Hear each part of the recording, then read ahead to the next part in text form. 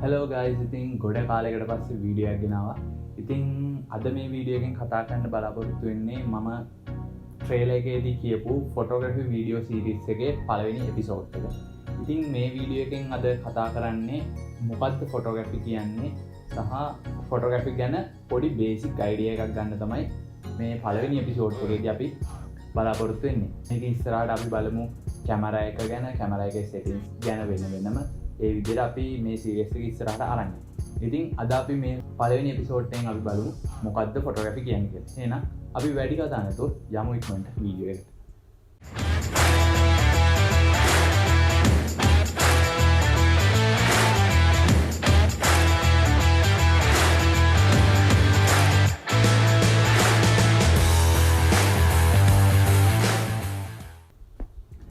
ඉතින් අපි ෆොටෝග්‍රැෆි කියන්නේ මොකක්ද කියලා බලන්න කලින් අපි බලමු මුලින්ම ෆොටෝ එකක් කියන්නේ මොකක්ද කියලා. ඕගොල්ලෝ මොකක්ද හිතන්නේ ෆොටෝ එකක් කියන්නේ? ෆොටෝ එකක් කියන එකට අපිට එක එක නිර්වචන දෙන්න පුළුවන්. අපි මෙහෙම ගත්තොත් අපි දැන් මේ ජීවත් වෙන කාල අවකාශය තුල යම් කිසි කාල අවකාශයක්, ඒ කියන්නේ ටයිම් ෆ්‍රේම් එකක් අපි මොන හරි දෘශ්‍යමය අපිට ඒ කියන්නේ ඒක මොන හරි තිරයකට ගන්න පුළුවන් නම් ඒ කාල අවකාශය අපිට තිරයකට ගන්න පුළුවන් නම් අපිට ඒක ෆොටෝ එකක් කියලා කියන්න පුළුවන්. මොකද අපි මේ කාලයත් එක්ක ඉස්සරහට ගමන් කරද්දී අපේ මේ ගත වෙන හැම තප්පරයක් පාසාම අතීතයට එකතු වෙනවා. අපිට පුළුවන් නම් මේ ගත වෙන මොහොත මොන හරි යම්කිසි මාධ්‍යයකට, ඒ කියන්නේ පේන දෘශ්‍යමය මාධ්‍යයකට සටහන් කරගන්න පුළුවන් නම් අපිට ඒක කියන්න පුළුවන් ෆොටෝ එකක් කියලා. ඉතින් අපි බලමු එහෙනම් ෆොටෝග්‍රැෆි කියන්නේ මොකක්ද? ෆොටෝග්‍රැෆි කියන්නේ කලාවක්. ඉතින් ඔයගොල්ලෝ දන්නවා කලාවක් කිව්වම කලාවට අනිවාර්යෙන් ක්‍රියේටිවිටි කියන එක ඇතුළත් වෙන්න ඕනේ. ක්‍රියේටිවිටි නැත්නම් එතන ඒ කියන්නේ කලාවක් නැහැ වගේ. ඉතින් අපි ෆොටෝග්‍රැෆි කියන එකත් කලාවක් නම් ඉතින් අපිට යම්කිසි ෆොටෝ එකක් ක්‍රියේටිව් විදියට ගන්න පුළුවන් නම් අපිට කියන්න පුළුවන් ඒක ෆොටෝග්‍රැෆි කියලා. හරි. දැන් ඕගොල්ලෝ දන්නවා ෆොටෝ එකක් කියන්නේ මොකද්ද? ෆොටෝග්‍රැෆි කියන්නේ මොකද්ද? ඉතින් දැන් ඔය ෆොටෝග්‍රැෆි කරන්නේ කවුද? ෆොටෝග්‍රැෆර් කෙනෙක්. ඉතින් ෆොටෝග්‍රැෆර් කෙනෙක් කියන්නේ මොන හරි ෆොටෝ එකක් ක්‍රියේටිව් විදියට ගන්න කෙනාට තමයි අපි ෆොටෝග්‍රැෆර් කියලා කියන්නේ. ඒතකොට දැන් ඔයගොල්ලන්ට හිතන්න පුළුවන් නිකන් ෆෝන් එකක් හරි නැත්නම් කැමරා එකක් හරි අරන් ගිහිල්ලා නිකන් ෆොටෝ එකක් ගහන්න එක්කෙනා නෙමෙයි ෆොටෝග්‍රැෆර් කියන්නේ. මොන හරි ෆොටෝ එකක් ක්‍රියේටිව් විදියට ගන්න. ඉතින් අපි ෆොටෝග්‍රැෆි වල ඉතිහාසය කතා කරද්දී ෆොටෝග්‍රැෆි වල ඉතිහාසය 18 වෙනි සතවර්ෂය දක්වා දිවෙනවා. ඉතින් ලෝකයේ මුලින්ම වාර්තා වෙන සිද්ධියක් විදියට 1717 දී ජොහාන් හෙන්රිච් කියන පුද්ගලයා විසින් රිදී නයිට්‍රේට් සහ කුණු මිශ්‍රණයක් උපයෝගී කරගෙන සූර්යාව මුද්‍රණය කරලා තියෙනවා. ඉතින් එතන ඉඳන් අපි 1800 ගණන් වලට එද්දී 1825-26 වගේ කාලයන් වලදී තමයි අපිට වාර්තා වෙන්නේ ලෝකයේ පළවෙනි ඡායාරූපේ. ඉතින් මෙන්න මේ පැත්තෙන් ඔයගොල්ලන්ට බලා ගන්න පුළුවන් මේ ෆොටෝ එක.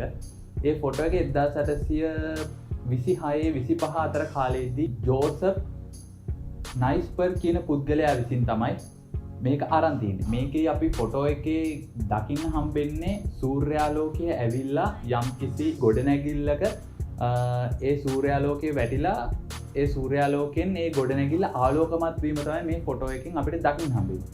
ඉතින් ඊට පස්සේ ඔහොම ඇවිල්ලා එතකොට ඒ කාලෙදී භාවිතා වුණේ black and white නැත්නම් monochrome කියන වර්ගයේ ෆොටෝස්. ඉතින් ඔහොම ඇවිල්ලා අපිට ලෝකේ පළවෙනි colored ෆොටෝ එක වාර්තාවේ කොඩැක් සමාගමෙන් නිකුත් වුණ කොඩැක්රෝම් ෆිල්ම් කියන ෆිල්ම් රීල් එක ලෝකයට ආවත් සමග තමයි අපිට colored ෆොටෝස් කියන එක ආවේ.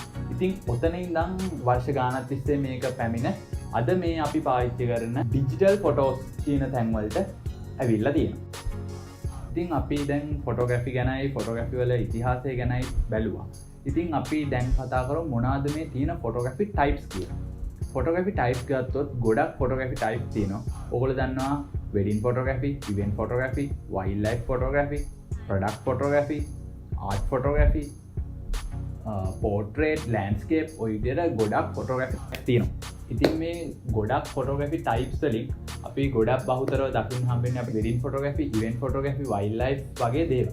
ඉතින් අපිට මේ ෆොටෝග්‍රැෆි කරන එකට කවදාකවත් මං නම් කියන්නේ ෆොටෝග්‍රැෆි කරන්න කවදාකවත් කැමරා එකක් නැන්නේ කියලා. ඕගලන්ට ෆෝන් එකකින් වුණත් ෆොටෝග්‍රැෆි කියන එක ඉගෙන ගන්න පුළුවන්. මොකද ෆොටෝග්‍රැෆි කරන්න අනිවාර්යෙන් අපිට අවශ්‍යම දේ තමයි ක්‍රියේටිවිටි කියන එක.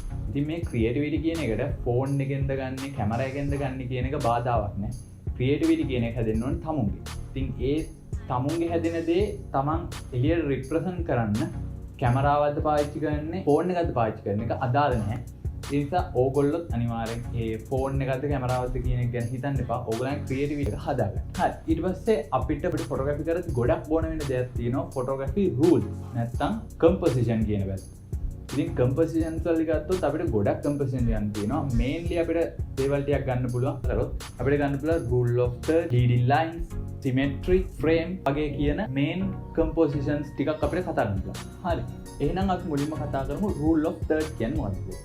rule of third කියන්නේ අපිට පුළුවන් අපේ ෆොටෝ එක ගන්න ෆ්‍රේම් එක කොටු 9කට බෙදන්න. ඉතින් ওই කොටු 9 බෙදෙන තැන්වල අපේ තියෙනවා මේ වගේ ක්‍රොස් වෙච්ච මාක්ස් තියෙනවා. ඉතින් අපිට ෆොටෝ එකක් ගනිද්දි අපේ ෆොටෝ එක ගන්න ඔබ්ජෙක්ට් එක ඒ ක්‍රොස් වෙන මාක් එකකට තියන්න පුළුවන් නම් අපිට ඒ අපේ ඔබ්ජෙක්ට් එකට වැඩි අවධානයක් දෙන්න පුළුවන්. මෙතනදි ගොඩක් වෙලාට මේ රූල්ස් වලින් කරන්නේ අපි එක සැරේ ෆොටෝ එකක් දැක්ක ගමන් ඒ ෆොටෝ එකේ අපි අවධානය වැඩිපුර දෙන්න ඕන තැන අපිට වැඩිපුර හයිලයිට් කරලා පෙන්නනවා. ඉතින් අපි දෙවෙනි රූල් එක වෙන ලීඩින් ලයින් ගැන කතා කරොත් ලීඩින් ලයින් වල වෙන්නේ ඒ වගේම දෙයක්. ලීඩින් ලයින්ස් කියන්නේ අපි ෆොටෝ එකක් ගන්නදී අපේ ෆ්‍රේම් එකේ තියෙනවා නම් මොන හරි ඉරි.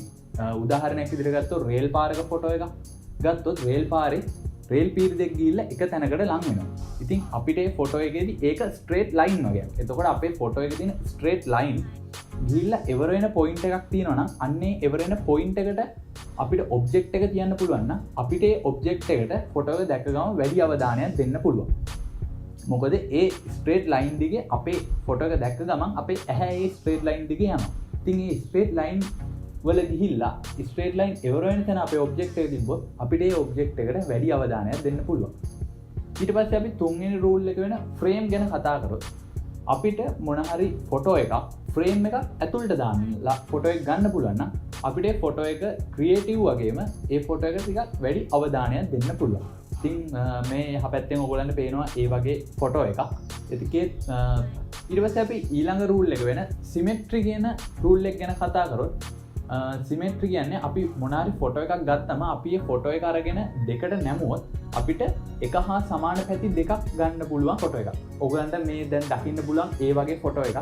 ඉතින් මෙන්න මේ જાතිය වලට තමයි අපි කියන්නේ සිමෙට්‍රික් ටයිප් ෆොටෝස් කියලා. ඉතින් කම්පොසිෂන් වල ගොඩක් කම්පොසිෂන්ස් තියෙනවා. ඉතින් මම මේ කතා කරේ පොඩි ප්‍රමාණයක්. ඕගලන්ටත් පුළුවන් net එකේ ගිහලා සර්ච් කරලා කම්පොසිෂන්ස් ගැන තව මීට වැඩි දේවල් හොයාගන්න. ඉතින් අපි දැනට ෆොටෝග්‍රැෆි සහ ෆොටෝග්‍රැෆි කරද්දී ඕන වෙන ගොඩක් දේවල් ගැන කතා කරා. ඉතින් අන්තිමට මම කතා කරන්න බලාපොරොත්තු වෙන්නේ කැමරා එක සහ කැමරා එකේ සෙටින්ග්ස් ගැන පොඩ්ඩක්. ඉතින් අපි කැමරාස් ගැන පොඩ්ඩක් කතා කරොත් කැමරාස් අපිට ඉස්සර ඉඳන් දැන් වෙනකන් ගත්තොත් ඉස්සර අපි පාවිච්චි කරා SLR කියන කැමරා එක. දැන් අපි පාවිච්චි කරනවා DSLR උයි mirrorless කියන කැමරා. ඉතින් අපි SLR කියන එක ගත්තොත් SLR කියන්නේ single lens reflex කියන එක. ඒ කියන්නේ අපි ඒකේ පාවිච්චි වෙනවා ඇතුලේ මිරර් එකක් තියෙනවා. ඒ මිරර් එකෙන් රිෆ්ලෙක්ට් වෙලා එන ආලෝකය තමයි අපි අපේ view find එකෙන් දකින්නේ. ඉතින් ඒ නිසා අපි ඒකට SLR කියලා කියනවා. ඒක සහ එක lens එකක් පාවිච්චි කරපු හින්දා single lens reflex. ඒ lens එකෙන් එන ආලෝකය රිෆ්ලෙක්ට් වෙලා අපිට එන නිසා ඒකට අපි එහෙම කියනවා. ඉතින් අපි දැන් ඩිජිටල් යුගයේ අපි ඉන්න නිසා අපි දැන් පාවිච්චි කරන කැමරාවේ නම DSLR. DSLR කියන්නේ Digital Single Lens Reflex. ඒ කියන්නේ අපි දැන් image එක හදාගන්න digital තාක්ෂණය මගින්. ඉතින් ඒකට SLR කියන පරණ තාක්ෂණය සහ digital කියන එක එකතු වීම නිසා අපි ඒක DSLR කියන නම දෙනවා. ඊට පස්සේ අපි දැන් මේ මෑත කාලේ ඉඳන් පාවිච්චි වෙන ගත්ත කැමරා එකක් තමයි mirrorless කියන්නේ. mirrorless කියන්නේ අපේ පරණ DSLR කියන කැමරා එකේ තිබ්බ ෆොටෝ එක ගනිද්දි උඩට ෆ්ලිප් වෙන මිරර් එක ඒකෙදි අයින් වෙලා තියෙනවා. ඒකෙන් අපිට ගොඩක් කැමරා එකේ සයිස් එකත් අඩු කරගන්න පුළුවන් වෙලා තියෙනවා. ඔය ටික තමයි අපිට කැමරාස් ගැන ටිකක් කතා කරන්න පුළුවන්. ඊට පස්සේ අපි කැමරා එකේ තියෙන සෙටින්ග්ස් ගැන පොඩ්ඩක් කතා කරොත් කැමරා එකේ තියෙන මේන්ම සෙටින්ග්ස් තුන තමයි shutter, aperture, ISO කියන්නේ. ඉතින් ඔය තුන තමයි අපිට ගොඩක්ම ඕන වෙන්නේ ෆොටෝ එකක් ගන්න කැමරා එකකදී. ඉතින් අපි ඉස්සරහ වීඩියෝස් වලදී ඕවා ගැන එකිනෙකට වෙන වෙනම වීඩියෝස් වලින් අපි කතා කරමු. ඒ නිසා අපි දැනට මෙතනින් ඒ ටික නවත්තමු. ෆොටෝග්‍රැෆි ගැන කතා කරන වීඩියෝ සීරීස් එකේ පළවෙනි එපිසෝඩ් එකෙන් අද අපි කතා කරා ෆොටෝග්‍රැෆි කියන්නේ මොකක්ද? ෆොටෝග්‍රැෆි වල ඉතිහාසය, ෆොටෝග්‍රැෆි කරද්දී අපිට මොනවද ඕන වෙන්නේ කියන වගේ දේවල් කිහිපයක් ගැන. දැන් ඕගලන්ට මම හිතනවා ෆොටෝග්‍රැෆි කියන්නේ මොකක්ද? ෆොටෝග්‍රැෆි කරන්න ඕනේ මොන වගේ දේවල්ද කියන දේ ගැන පොඩි අයිඩියා එකක් ඇති කියලා. ඉතින් අපි ඉස්සරහට මේ වීඩියෝ සීරීස් එකේදී කැමරා එක ගැන, කැමරා එකේ සෙටින්ස් ගැන වෙනම වීඩියෝස් වලින් කතා කරමු. ඉතින් මම හිතනවා මේ වීඩියෝ එකෙන් ඔයගලන්ට ෆොටෝග්‍රැෆි ගැන සාමාන්‍ය බේසික් අයිඩියා එකක් හම්බුණා කියලා. ඉතින් ඔයගලන්ට මේ වීඩියෝ එකේ මොන ප්‍රශ්න ගැටලු ඇති වුණා නම් අනිවාර්යෙන් ඒවා පල්ලෙහා කමෙන්ට් සෙක්ෂන් එකේ දාන්න. මම ඒවා බලලා ඔයගලන්ට උත්තර දෙන්න. ඔයගොල්ලෝ තාම මාව සබ්ස්ක්‍රයිබ් කරලා නැත්නම් අනිවාර්යෙන් මාව සබ්ස්ක්‍රයිබ් කරන්න. ඉතින් ෆොටෝග්‍රැෆි ගැන මේ වගේ ගැන දෙවෙනි එපිසෝඩ් එකෙන් අපි ඊළඟ දවසේ ආයේ මේ වගේ තවත් වීඩියෝ එකක් හම්බෙමු.